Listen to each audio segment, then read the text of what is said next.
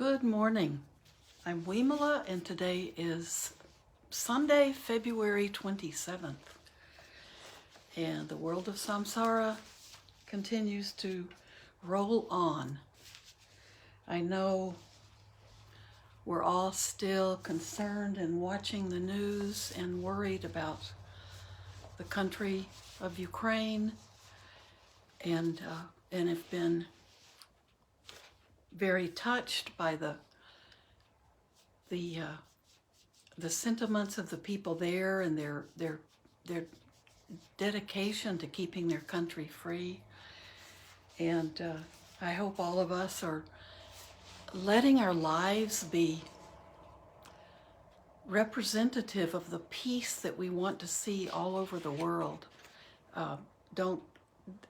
And very strongly, I'd like to urge us not to let this become a political issue in our own country, to be criticizing our government for what they're doing or not doing.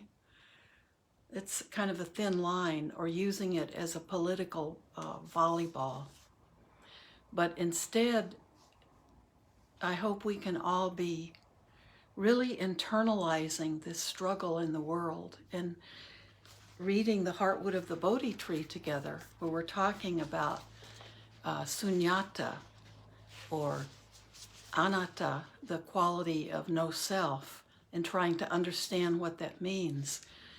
This is when we really experience that feeling of no self.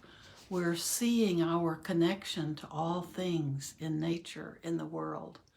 So we can see ourselves in connection with the struggle that's going on in the Ukraine. And it's not a time to decide who's right or who's wrong, or who made the best decisions or who didn't. It's a time to recognize that we are connected to other beings, all other beings. And when they're being harmed and their lives are falling apart, and they're struggling just to keep their culture going. And this goes on all over the world all the time. It's when we should go deeper within ourselves and see what part do we play in this. And not only how we can help, but how we can live a life that discourages this kind of greed and power struggle and desire, for more and more and more, and see within ourselves any kind of connections with this kind of aggression in the world, and then come back to ourselves and try to be a center of peace. So those of you who I know that that's how you are, and I think it's good to let other people see that too. So let's lead for a bit, and then we'll read for a lead. Let's do that too, but let's lead by our understanding of how the way things work. So the very last thing we read, I'm going to read just the sentence, because this Chapter 5 that we're going to read from is called Not Clinging to Anything. And he's explaining the term thing, the word thing, which is in Pali Dhamma. So we all, if you're familiar with any Buddhist teachings, you know the word Dhamma is there all the time. So he's going to explain all the different meanings and why this is such a word used for so many different things, since that's what it means. But I want to read the last little short paragraph from Chapter 4, which is a good bridge to this and reminds us what this book is about. Consequently, the Buddha declared that to have heard this teaching is to have heard all teachings. To have put it into practice is to have done all practice. And to have reaped the fruits of that practice is to have reaped all fruits. Here's the teaching. Nothing whatsoever should be clung to as I or mine. You must strive to grasp the essence of what this word voidness really means. So, and the word Yeah. Now we're going to get deeper into just exactly what he means when he says nothing whatsoever should be clung to. So now let us consider that all things in the term Dhamma, which means thing. Let me start that over again. That didn't make sense to me. Now let us consider that all things are included in the term Dhamma, which means thing. Sabbe Dhamma means all things.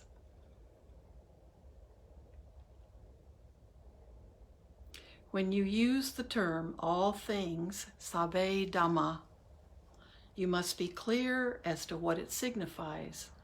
All things must refer to absolutely everything without any exceptions. Sabbe Dhamma. Whether something is worldly or spiritual, material, or mental, it will always be included in all things. Even if there was something outside of these categories, it would still be included in all things and would be contained in Dhamma.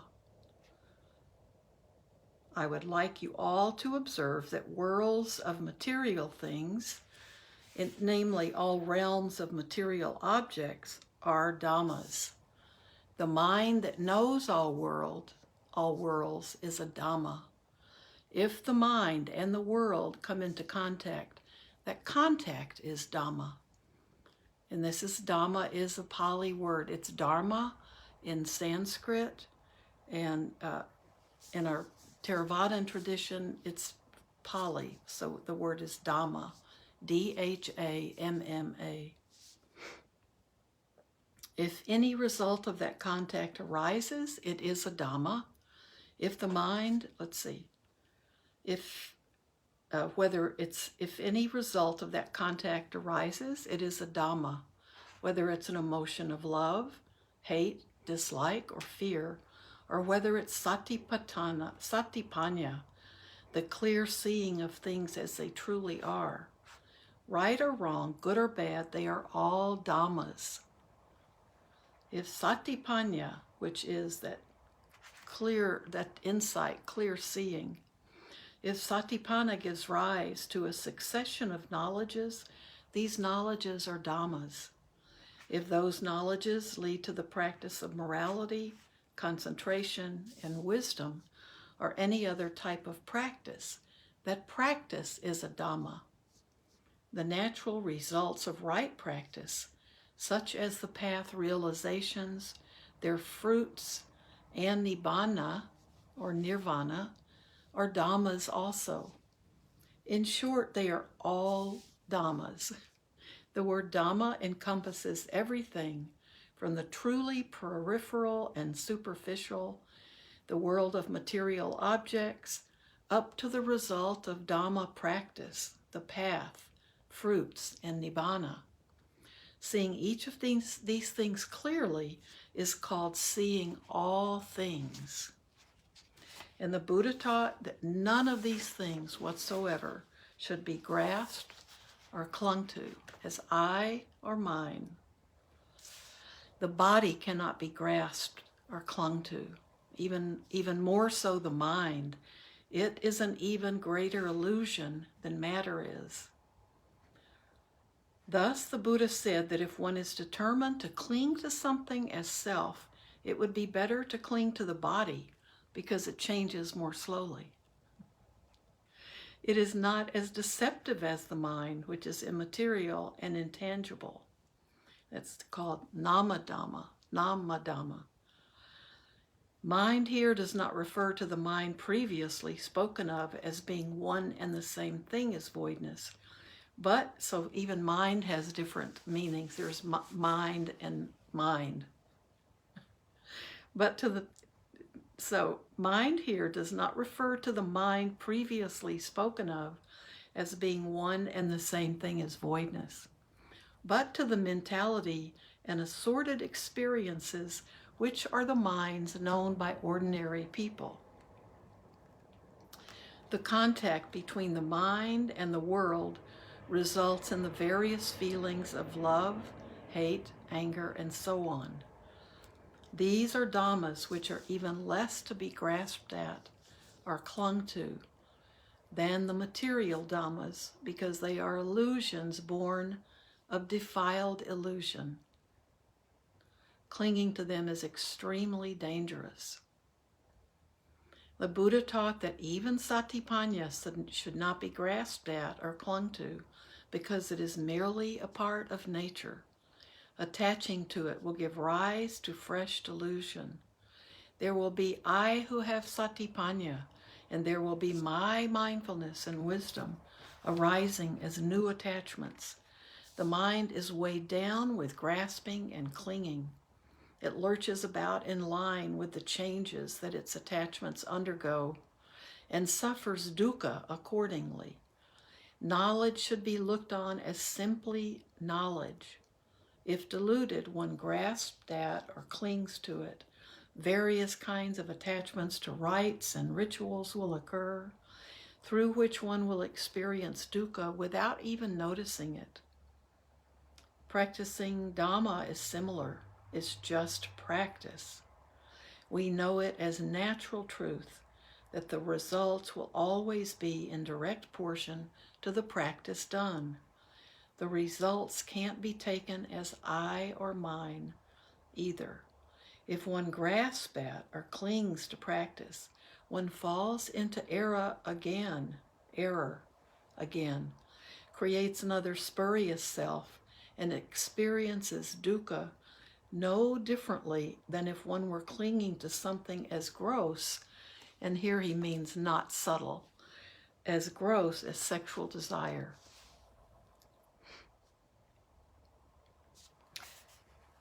I'm going to read one more little short section and then we'll stop, because this is a lot to take in, but it's really basic and important. All nature is sunyata. Sunyata is that voidness. Once we reach the paths, fruits, and nibbana, they too are dhammas, or natures. So that's another meaning for Dhamma. It's nature. They too are dhammas, or natures, which are just like that. Finally, even voidness itself is merely a natural thing. So is nibbana itself, which is the same thing as voidness. If one grasps at or clings to it, then it is a false nibbana, a false voidness, because nibbana, true voidness, is totally ungraspable. Thus we may say that if nibbana or voidness is grasped at, it's the wrong nibbana, the wrong voidness. All of these examples demonstrate that there is nothing, absolutely nothing at all apart from dhammas. The word dhamma means nature. So it means nature, it means things. This interpretation is in line with the etymology of the word, for the word Dhamma means a thing that cherishes itself. Anything that can cherish or maintain itself is called a Dhamma. Dhammas are divided into two categories, those that flow and those that do not. You won't be able to find more than just these two categories. Those that flow, spin, and change due to some concocting force maintain their existence within that very flow and change. That is, their nature is a stream of transformation itself. That which does not flow, spin, and change, because it has no causes and no conditions, is nibbana, or voidness, and nothing else. It is able to maintain itself without change. It is also the state of changelessness. The kind of Dhamma that undergoes transformations and the kind that doesn't are both merely Dhammas, things that maintain themselves in a certain condition. So there is nothing more than nature, nothing more than the elements of nature, only Dhammas. How can mere Dhammas be I or mine? Okay, this is getting to what we are our original subject, how can mere dhammas be I or mine? In this context, dhammas means nature, the natural. In other words, dhammas are just like that. They can't be any other way. There are only dhammas. All things are nothing but dhammas. There are no dhammas apart from all things. True Dhamma, no matter what aspect, topic, level, or kind, must be one with sunyata, completely void of self. True Dhamma. Therefore, we must look for and find sunyata in all things, must study voidness in all things, all dhammas.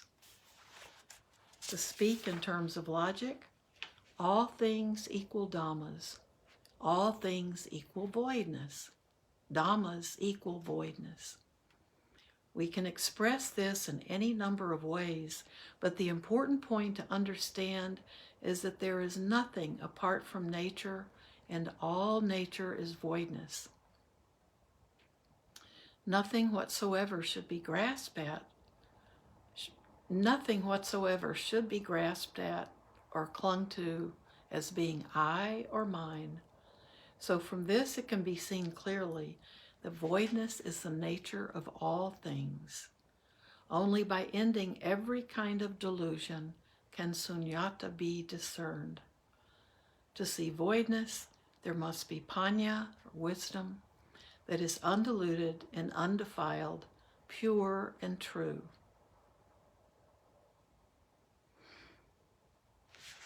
So that's the very first section on not clinging to anything, any Dhamma. Nothing belongs to self. So, that's a lot to, I don't even know how much we can take in, but we can let it be, let it kind of, let it sift around in your head. Now, great teachers, like the Dalai Lama says, the basic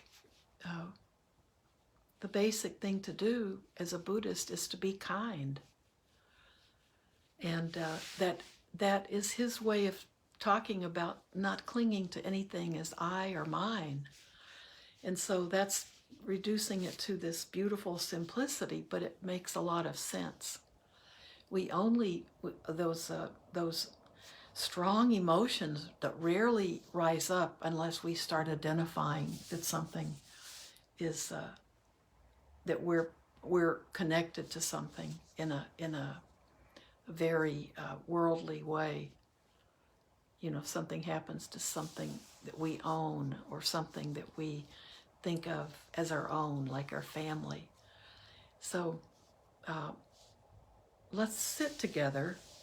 And again, I want us to be thinking about, let our intention for the practice be sending loving kindness and sending prayers of safety and letting go of fear and anxiety and worry to the people in the Ukraine and to everyone around the world carrying fear and anxiety about the world in general. This is presenting even a new, I know for most of us, it's just we can't imagine that this is happening right now, today, in a Western culture that's very similar to ours, but it's happening today all over the world. It's happening in villages, and it's happening in places that don't look anything at all like what we call home. And it's happening in families. This violence and this aggression is happening everywhere. So we can hold in our mind this concept of sunyata, of anatta, that there is nothing to cling to, not clinging to even the concepts of mine and I, and doesn't mean we quit being caring and kind and loving. Those are actually antidotes to this feeling of somehow we're separate from everything else. We're different. So if everything is Dhamma and everything is voidness, then that includes us. So why don't we just don't struggle to kind of understand the concept yet. We're learning it from, if it's something that is you have trouble with, this book is going to be a good learning about it. And hopefully I'd also like to bring in other good teachers' points of views that might help with it. But I think it couldn't be a better topic as we're dealing with the crises in the world and things happening and things. I think Ukraine has just kind of pushed a lot of us over the edge, right? Because it's like is there no progress in the world and the desire for peace at all? There is that desire with a lot of people, but that's not what we're seeing in the news, right? Okay, so let's sit together. And let's just be with the breath. Just to help. This breathing meditation can just help us come back to our center, to our own sense of being calm and discovering the peace within us.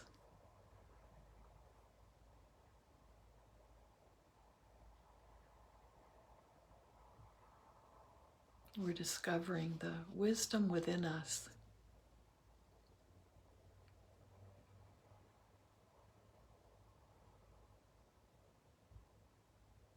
So to do that, we have to come back.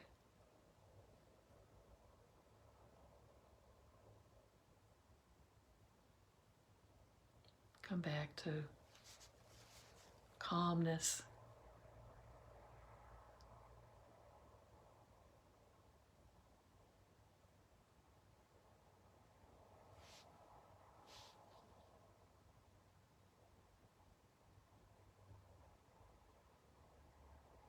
So let your spine be lifted up. Let your shoulders roll back a little bit. Just rest your arms in your lap.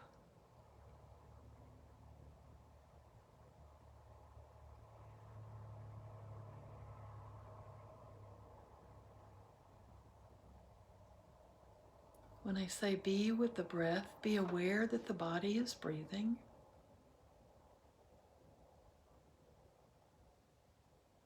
And if you want to feel more grounded and more centered within yourself, you might want to take a few deep breaths. So start with a deep breath in, and then be aware of the exhale.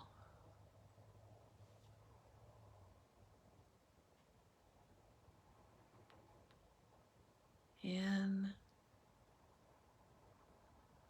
exhale out through your nose.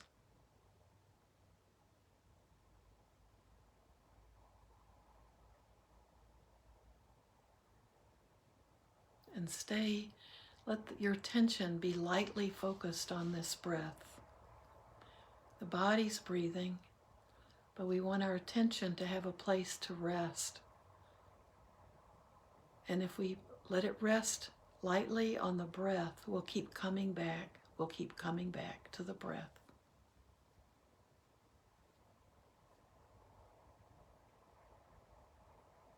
That gives us an anchor.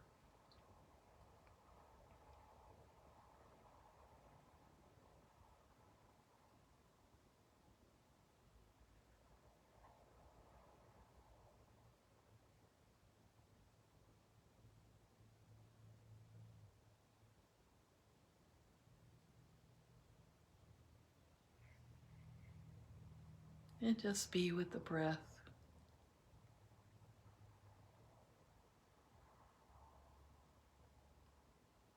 After a few deep breaths to help us feel in our bodies, then we can just let the body breathe naturally.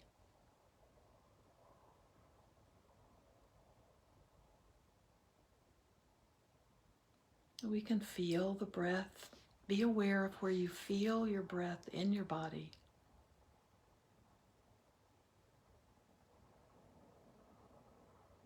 It's good to feel it in your belly, rising on the inhale, contracting on the exhale.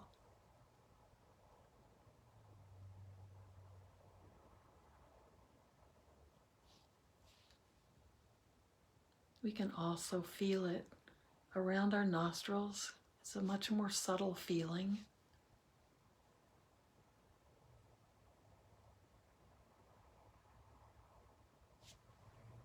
Then lower that chin.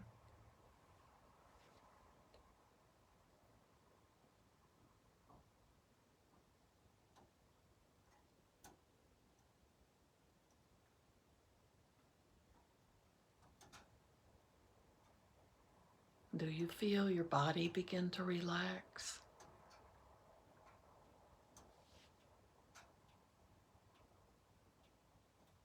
Unclench any tightness you feel.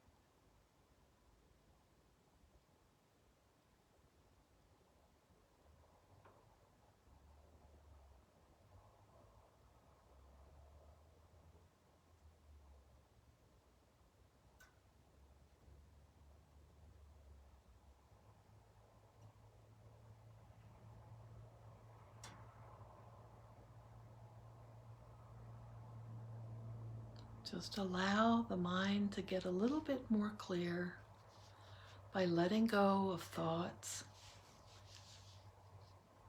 As a thought arises, you can just be aware of it. It's there, it's coming up. You're seeing it as though it were on a screen. But we can choose not to get caught up in the story behind our thought, or caught up in the action that that thought seems to be demanding of us. We can see the thought and then let it go. Right now, that's not what we want to get sidetracked by.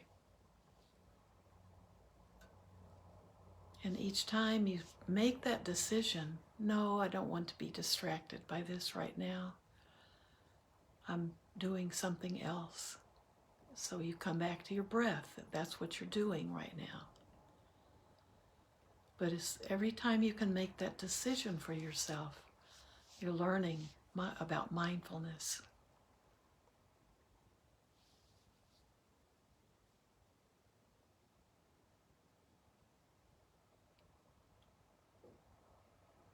Come back to the breath, remembering that right now, this moment, it's okay just to be present and breathing.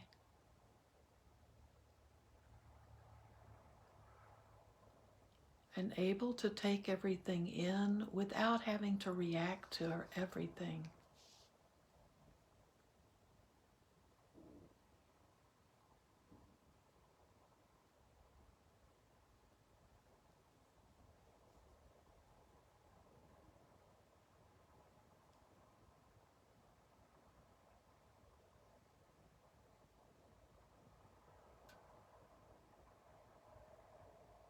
We can hear sounds.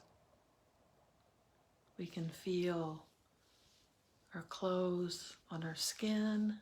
All of our senses are making contact with something in the environment.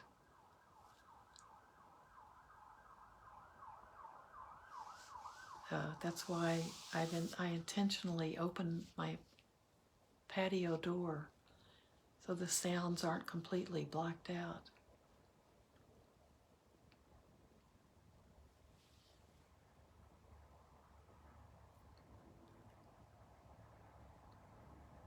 But as soon as we make that contact with whatever our senses find, a smell, a taste, the feeling of physical touch,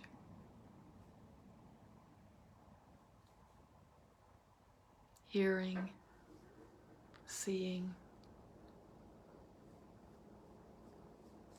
we have a reaction to all of that.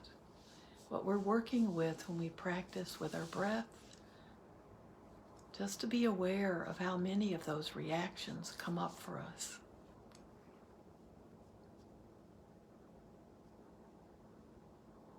And we can choose to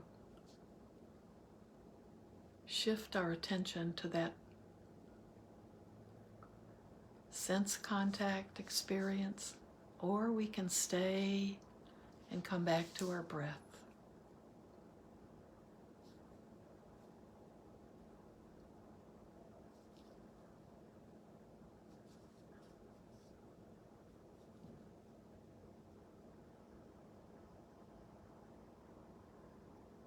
And meditation is the way we practice that skill.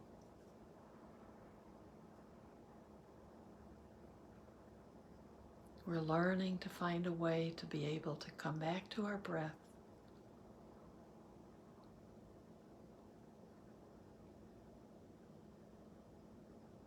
Come back to ourselves.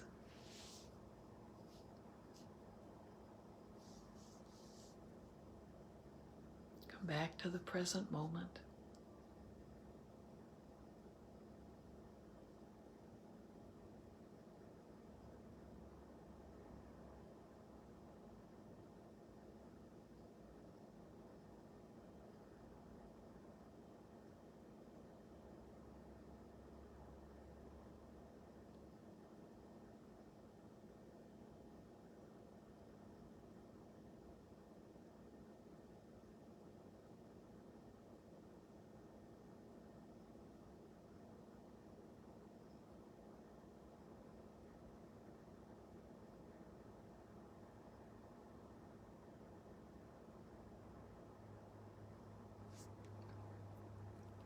May all beings everywhere be well and safe, free from fear and worry and anxiety, free from the fear of physical harm,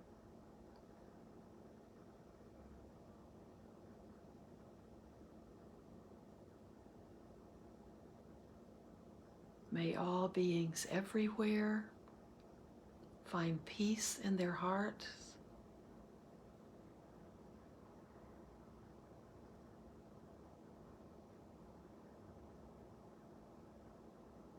and may everything they do be an action that comes from that peace and from compassion and from awakening to our connections to each other. And may all of that transformation begin with us. finding peace in our hearts.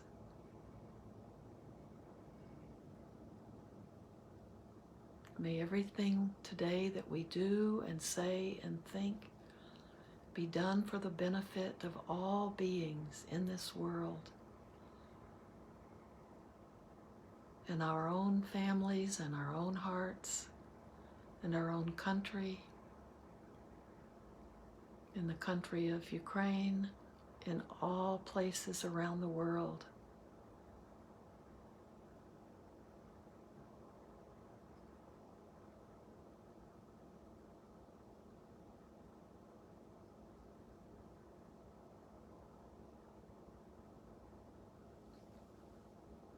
Thank you. Have a beautiful day. I will see some of you at Sutta study later at 3 o'clock or 4, depending on where you live. But I'll see you Tuesday here. Bye-bye.